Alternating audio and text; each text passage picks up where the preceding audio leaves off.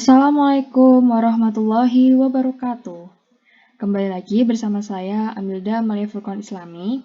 Pada kesempatan kali ini saya akan menjelaskan atau menjabarkan mengenai soal-soal dalam melakukan analisis pada limbah cair. Nah, untuk yang pertama di sini saya akan menjabarkan atau menjelaskan mengenai perhitungan dalam menentukan nilai TSS pada limbah cair. Di sini, saya akan bacakan soalnya. Diketahui sebuah sampel limbah dari pengolahan air limbah secara koagulasi fluktuasi sebesar 50 mili. Jadi ketahui volume sampel limbahnya 50 mili. Nah, dari pengukuran tersebut kita akan menggunakan massa kertas saring kosong, atau istilahnya kita menggunakan kertas saring dalam nanti membantu penentuan nilai TSS-nya. Jadi terlebih dahulu kita timbang nilai massa kertas saring kosong yaitu sebesar 0,03 gram. Sesudah itu kita mengambil sampelnya dan ditaruh ke dalam massa kertas saring nanti sehingga ketika di oven massa kertas saring plus residunya itu sebesar 0,095 gram. Kemudian dalam menentukan nilai TSS, kita rumusnya menggunakan A-B per C dikalikan dengan 1000. A sendiri di sini adalah nilai dari bobot kertas saring dan residu yang sesuai diendapkan tadi yang telah dilakukan pemanasan atau oven sehingga di sini ditulis 0,095 gram.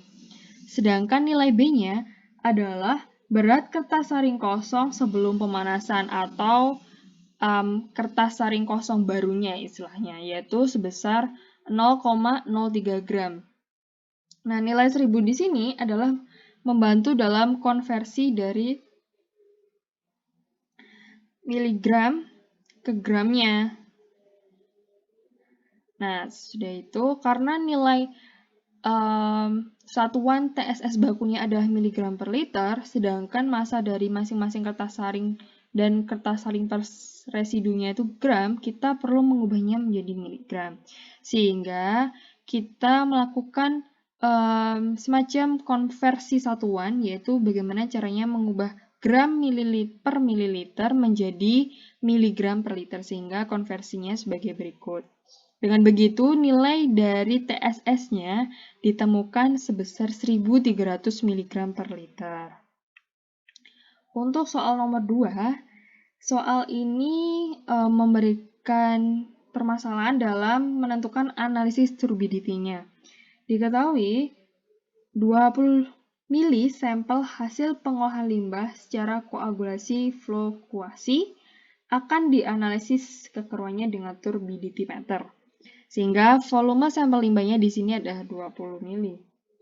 Karena saat melakukan pengujian ternyata di displaynya error, maka 20 mili ini kita harus melakukan pengencaran dan hasil nilai pengencarannya sebanyak 500 mili. Kemudian untuk hasil sesudah pengencaran tersebut diambil secukupnya untuk diuji turbidity. Diperoleh nilainya sebesar 252 skala. Ini nilai turbidity dari sampel yang 500 mili tadi. Nah, yang ditanyakan adalah nilai turbidity sampel sebelum pengencaran.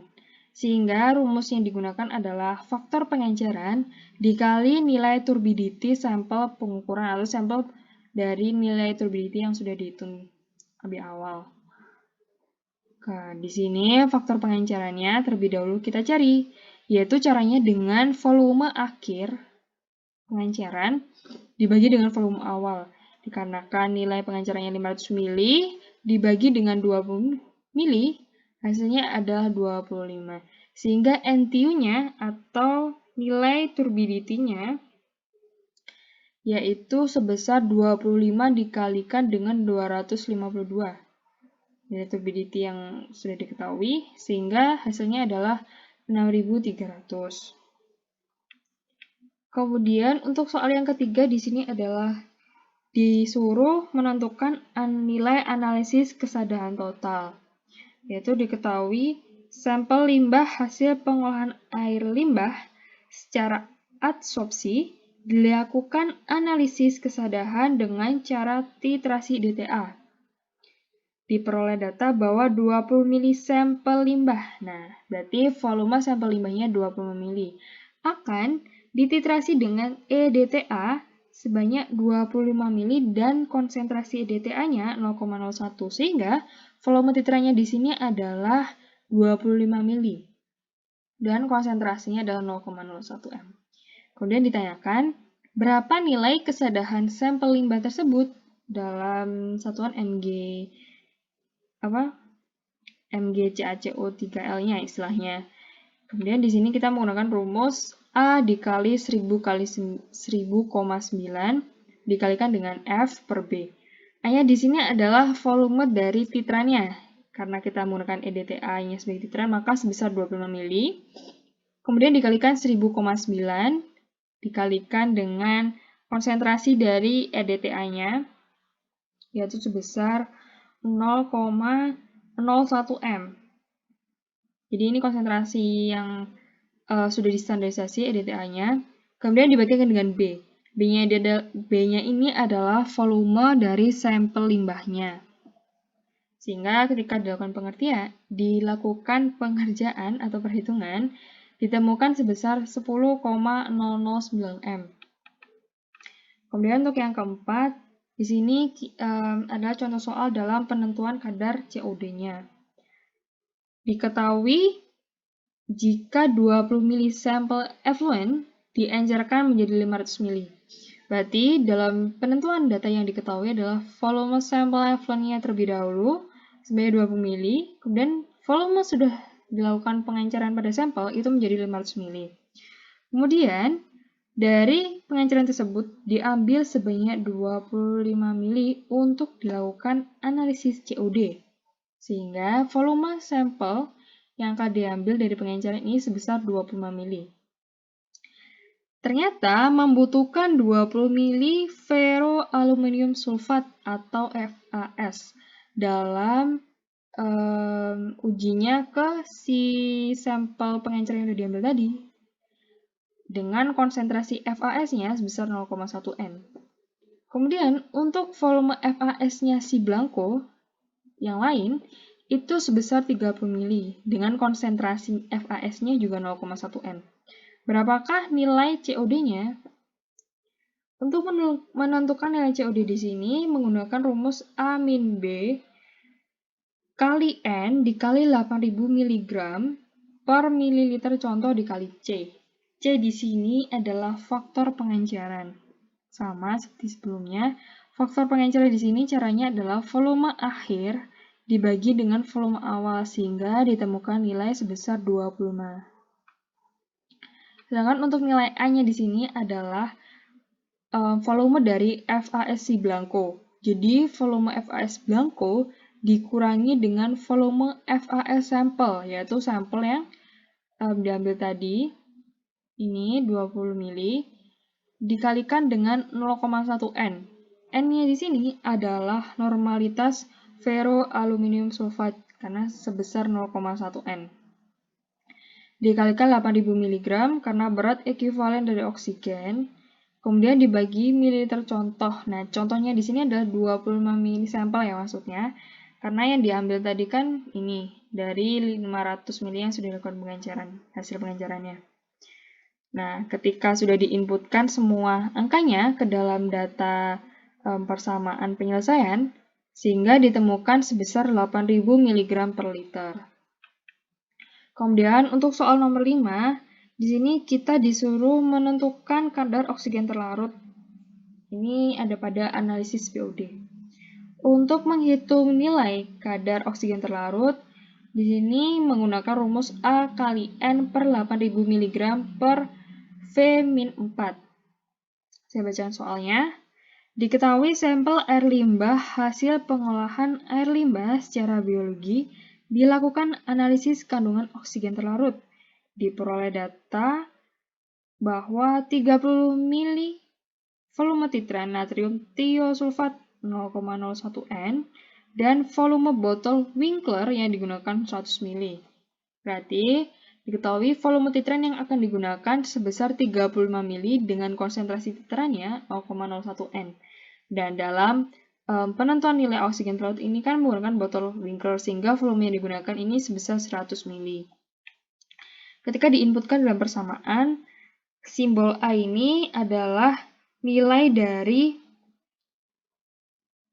volume titrannya. Ini, 35 ml ini, volume titrannya. Kemudian dikalikan dengan N-nya, konsentrasinya si titran. Kemudian dikalikan berat ekuivalen oksigen. Dan ini adalah 100 ml adalah volume dari botol Winklernya. Sehingga ketika diinputkan diperoleh hasil sebesar 29,167 mg per liter. Dan untuk soal yang terakhir di sini barulah kita menghitung nilai BOD-nya. Diketahui sebanyak 25 ml sampel influent diincerkan menjadi 1000 ml. Nah, di situ sampel hasil pengenceran akan diukur kandungan oksigen terlarutnya, yang nanti dibandingkan dengan blanko. Sampel dan blanko diinkubasi selama 5 hari dengan suhu 20 derajat Celcius, sehingga deploy datanya seperti ini ya. Ketika sebelum diinkubasi dan sudah diinkubasi, influentnya tuh sampelnya sekian, menjadi sekian, begitu juga dengan blankonya. Sehingga rumus dalam penentuan BOD-nya ini menggunakan XO min X5 dikurangi BO min B5 dikali 1 min P per P. Nah, P-nya ini adalah derajat pengenceran, berbeda dengan faktor pengenceran. Kalau derajat pengenceran di sini justru volume awal dibagi dengan volume akhir pengencerannya, sehingga ditemukan nilai sebesar 0,025. Kemudian X-nya ini apa sih? B-nya ini apa sih? X-nya ini tuh dari sampelnya, yaitu influentnya tadi.